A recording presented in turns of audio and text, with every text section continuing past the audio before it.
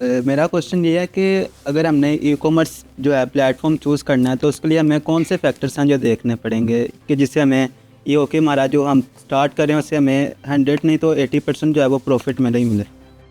नहीं, सबसे पहली चीज़, बैठ जाइए प्लीज़। सबसे पहले इनका क्वेश्चन है कि मैं कौन से फैक्टर देखूं कि मैं ई कॉमर्स में मेरा फेलियर चांसेस जो हैं वो कम हो।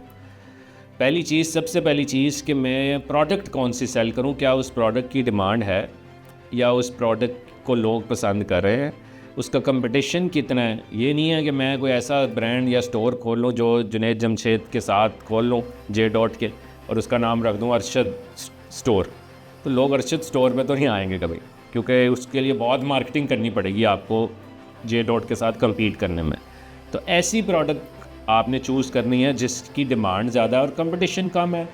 बहुत सारी इस वक्त जो पूरी दुनिया में प्रोडक्ट्स बिक रही हैं, अगर अमेरिका की बात करें, अमेरिका में पेट्स से रिलेटेड प्रोडक्ट्स बहुत बिकती हैं, फिटनेस एंड केयर की प्रोडक्ट्स बहुत बिकती हैं, होम एंड किचन की प्रोडक्ट्स बहुत बिकती हैं।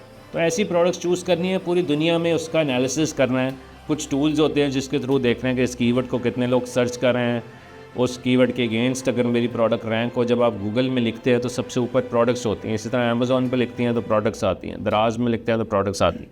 तो उन प्रोडक्ट्स को चूज़ करने का क्राइटेरिया होता है जिसको जो सीख जाए उसके भी पैसे हैं, उसको भी एज ए सर्विसेज दे सकता है वो बंदा। उसके बाद सोर्सिंग कैसे करनी है, चाइना से सोर्स करना है, पाकिस्तान से सोर्स करना है, कि आपने होल सेल में उठाना है।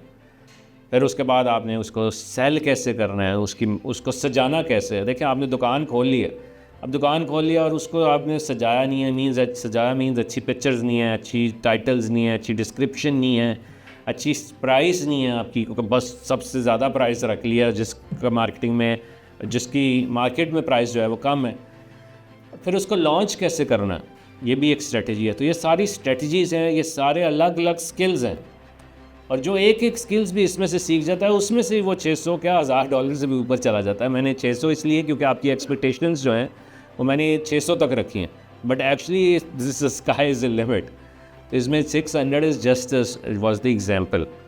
तो इसमें जैसे अब रैंक कैसे करना है किसी प्रोडक्ट को के कीवर्ड के अगेंस्ट, और ये कि कैश फ्लो कैसा है। फॉर एग्जांपल आप कहें जी मेरे पास 5 लाख रुपए है और बिज़नेस कर लिया, 5 लाख का ही कर लिया, सारा इन्वेंट्री और उसमें तो आपके पास कैश ही ना बचा, तो 1 लाख का बिज़नेस करें ताकि 4 लाख रुपए आपका पड़ा हो एज अ बैकअप प्लान अगर प्रोजेक्ट नहीं चल पाई किसी वजह से। और किसी ऐसे लोगों के साथ मिलें, उठे बैठें, जो वही बात हो रही है। जब आप किसी जगह दुकान खोलते हैं फॉर एग्ज़ाम्पल मार्केट में, तो आपको पता होता है ये सारी पेपर की मार्केट है।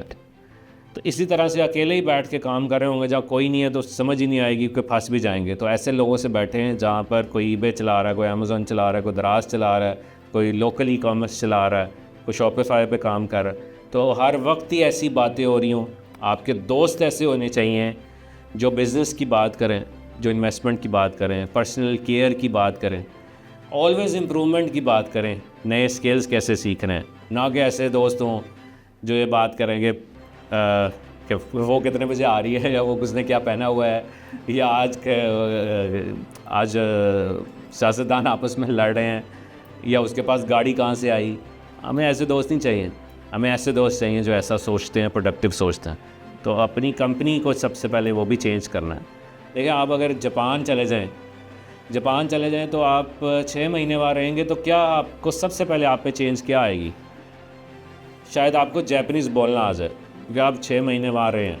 नहीं आती थी, लेकिन रहने के लिए करना पड़ेगा। इसी तरह 6 महीने ऐसे दोस्तों के साथ रहे हैं जो ऐसी बातें कर रहे हैं, तो वैसे ही हो जाए। तो इसलिए अपनी कंपनी में ज़्यादा फोकस करें। ठीक।